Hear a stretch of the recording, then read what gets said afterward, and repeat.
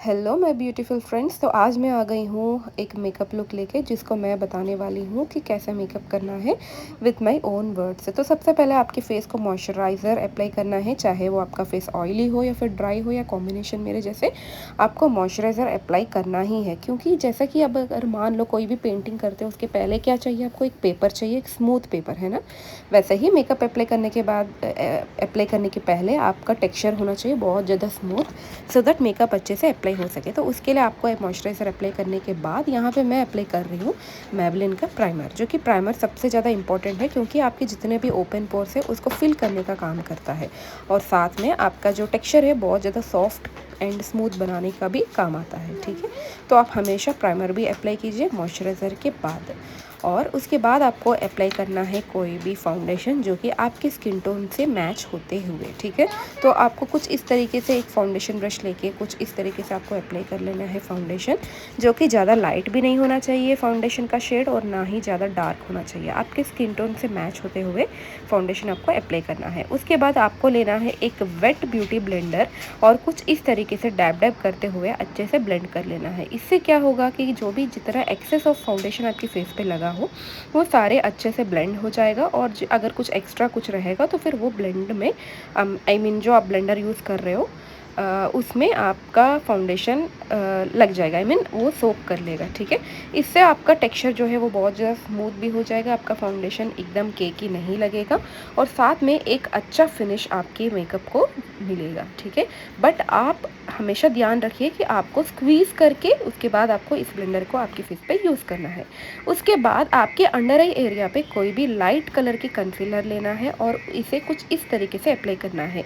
यहाँ पे भी आप हमेशा याद रखिए एक्सेस ऑफ कंसीलर अप्लाई नहीं करेंगे, क्योंकि अगर एक्सेस ऑफ कंसीलर अप्लाई करेंगे तो इससे हो सकता है आपके आई लाइन आपके जो अंडर आई एरिया है वहाँ पे क्रीजेस हो सके। ठीक है, वहाँ पे क्या केकी हो जाएगा और वहाँ पे क्रीजेस पड़ जाएंगे, जिसके वजह से आपका मेकअप अच्छा नहीं दिखेगा। उसके बाद फिर से आपको लेना है वेट ब्यूटी ब्लेंडर, और कुछ इस तरीके से आपको अच्छे से ब्लेंड कर लेना है, और हो सके तो आई के ऊपर की तरफ में भी उसी टाइम अप्लाई कर लीजिए, जैसा मैं हमेशा करती हूँ। ठीक है, तो कुछ इस तरीके से अच्छे से ब्लेंड करके आपके आपकी कंसीलर को आपके आईज़ के अपर की तरफ एंड उसके लोअर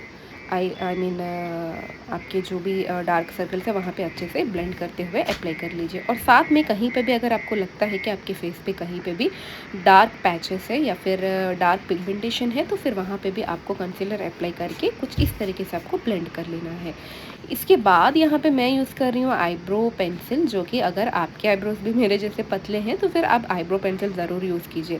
मैं बहुत लोगों का मेकअप देखती हूँ तो मुझे समझ में नहीं आता है कि उन्होंने मेकअप तो करते हैं बट आईब्रोज़ को मिस कर जाते हैं। आईब्रोज़ जो होते हैं वो आपके आईज़ का सबसे मेन पॉइंट है, सबसे अट्रैक्टिव पॉइंट है। अगर आपके आईब्रोज़ नहीं है तो please make sure to use an eyebrow brush, eyebrow pomade या फिर आईब्रो पेंसिल, जिससे कि आपको मिल सके एक सुंदर से आईब्रोज। ठीक है, उसके बाद यहाँ पे मैं यूज़ कर रही हूँ कंटोर स्टिक एंड एक पतला सा ब्रश, जो कि आपके जो भी फेस के जो भी फीचर्स है उसे और अच्छे से हाईलाइट करके दिखाने का काम करता है। ठीक है, कंटोर करना, और हमने फाउंडेशन यूज़ करते ही हमारे फेस के सारे स्ट्रक्चर छुप जाता है, और इस कंटोर की वजह से आपके फेस का जो स्ट्रक्चर है उसे बहुत अच्छे से एंड बहुत अट्रैक्टिव आप बना पाओगे। ठीक है, तो कुछ इस तरीके से आपको कंटोर अप्लाई करना है, जैसा कि यहाँ पे मैं अप्लाई कर रही हूँ। ठीक है, अगर आपकी फोरहेड बड़ा है मेरे जैसा तो आप यहाँ पे भी आप कंटोर करके उस फोरहेड को छोटा दिखा सकते हो, और अगर आपका चिक बोन्स नहीं है तो फिर उसे यहाँ पे चिक बोन्स के पास जैसे मैं ड्रॉ की हूँ वैसा करके कंटोर करके आप सुंदर सा आपके स्ट्रक्चर को दिखा सकते हो। उसके बाद यहाँ पे आपको लेना है कोई भी पतली सा ब्रश, और कुछ इस तरीके से आपको ब्लेंड कर लेना है आपका कंटोर। ठीक है, अब जैसे कि नोज़ पे मैं इसीलिए अप्लाई की हूँ क्योंकि जैसे कि मेरा नोज़ थोड़ा ब्रॉड है, तो उसको मैं एक शार्प टाइप ऑफ एक स्ट्रक्चर प्रोवाइड करने के लिए यहाँ पे मैंने कंटोर की हूँ। आपको कंटोर करना बहुत ज़्यादा इंपॉर्टेंट है, क्योंकि आपके फेस के स्ट्रक्चर को अच्छे से शो कर पाता है। ठीक है, और जैसे कि डबल चिन होता है ना, तो डबल चिन पे भी आप अप्लाई करके आपके डबल चिन को कम कर सकते हो। And now it's time to apply blush. अब ब्लश अप्लाई करने का तरीका बहुत अलग अलग रहता है। जैसा कि अगर किसी का अगर राउंड फेस है तो आपके चीक बोन से हट के थोड़ा सा ऊपर की तरफ लगाएंगे तो फिर वो नैरो दिखाई देगा आपके फेस। ठीक है, तो यहाँ पे मैंने ब्लश अप्लाई तो कर ली हूँ, बट यहाँ पे इतना ज़्यादा इसका पिगमेंटेड ब्लश था कि मुझे डर लग गया था कि शायद मुझे मेकअप पोंछना पड़ जाएगा। बट यहाँ पे मैंने एक ट्रिक यूज़ की हूँ जो कि आप लोगों से भी शेयर करना चाहती हूँ। तो यहाँ पे ना जो भी ब्यूटी ब्लेंडर से आपने फाउंडेशन अप्लाई किए हो उसी ब्यूटी ब्लेंडर यूज़ करके यहाँ ब्लश को अच्छे से ब्लेंड कर लो। इससे क्या होगा कि जितना भी एक्सेस ऑफ जो भी ब्लश अप्लाई हो गया है आपके फेस पे बाय मिस्टेक, तो वो पूरा अच्छे से ब्लेंड होके थोड़ा कम हो जाएगा, है ना कमाल का टिप। तो यहाँ पे मैंने अच्छे से अप्लाई कर ली हूँ। यहाँ अप्लाई करने के बाद हमेशा याद रखिए सिर्फ चीक बोन्स पे ही नहीं, आपको थोड़ा ऊपर की तरफ आपके ब्लश को अप्लाई करना चाहिए, इससे कि आपके फेस का स्ट्रक्चर बहुत सुंदर दिखाई देगा, ठीक है।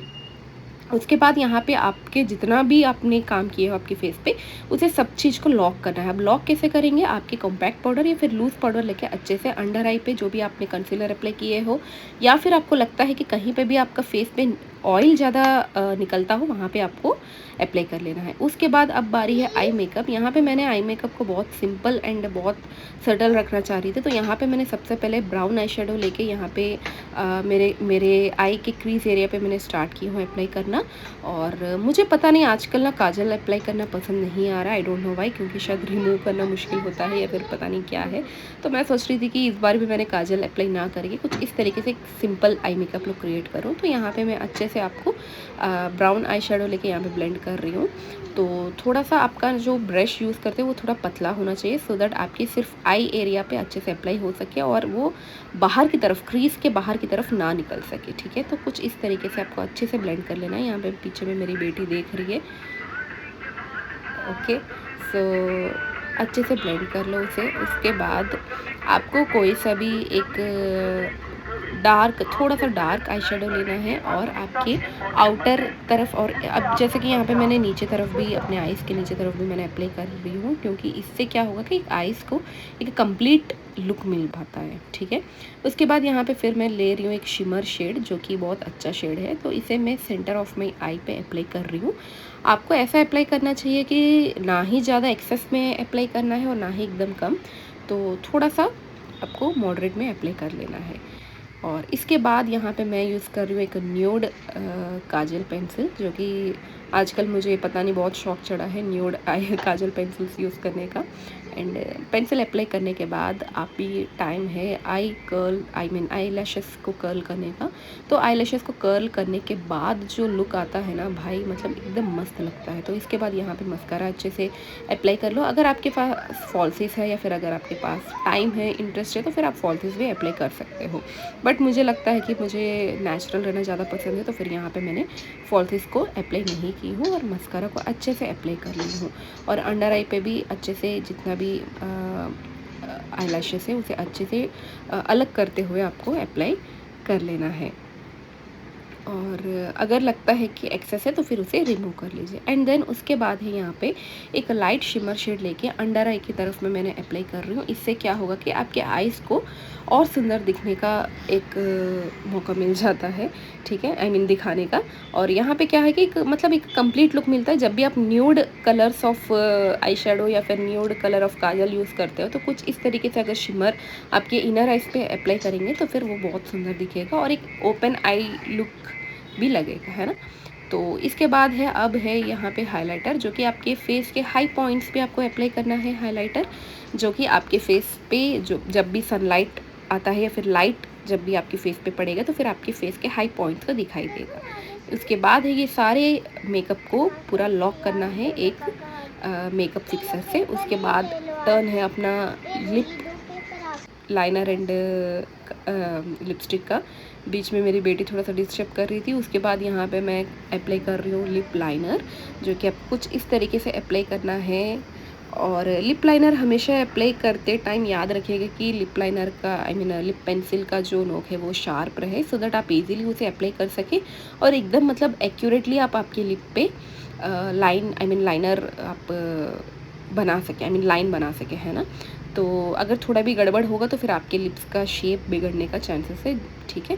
तो फिर हमेशा याद रखिए। उसके बाद यहाँ पे एक छोटा सा ब्रश लेके उस लिप लाइनर जो भी आपने अप्लाई किया हो उसे ब्लेंड कर लो, सो दैट वो अच्छे से आपके लिप्स पे अप्लाई हो जाए, ठीक है।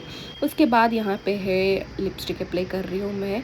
और यहाँ लिपस्टिक अप्लाई करने के बाद कुछ इस तरीके से ब्लेंड कर लो। एंड देन अभी लिपस्टिक याद रखिएगा कि लिपस्टिक अप्लाई करते टाइम भी ना अगर थोड़ा भी इधर उधर होगा, आई मीन आपके अगर लिप लाइनर से बाहर अगर निकल जाता है तो फिर उसे भी आप कंसील करके, आई मीन आप उसे कंट्रोल करके आप अच्छे से उसका शेप प्रोवाइड कर सकते हो। उसके बाद फिर से यहाँ पे मैं लिप लाइनर यूज़ कर रही हूँ सो दैट एक प्रॉपर शेप का लिप्स यहाँ पे मिल सके। क्योंकि देखो भाई, अगर आप जब भी nude eye shade, I mean nude lipsticks जब भी अप्लाई करते हो ना, तो फिर कभी कभी ऐसा होता है कि आपके जो न्यूड लिपस्टिक्स आपके फेस पे सूट नहीं करता हो, ठीक है। तो इसीलिए अगर आप कंटोर करेंगे आपके लिप लाइनर से, बहुत सुंदर एक अच्छा लिप्स आपको मिलने का मौका मिल जाता है। So this is all. So I hope this makeup look